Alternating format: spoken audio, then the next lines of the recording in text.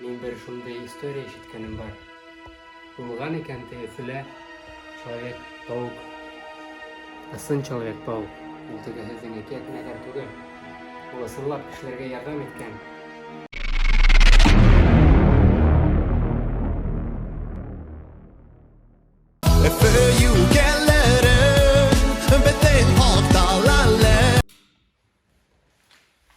Şu türlü o kadar var. Bunun координаты var, şundadır kirettiler. Bunun nededir? Çip bilen bulgan. Bunu kasmahanısın tüklettirip koyganlar. Kayda.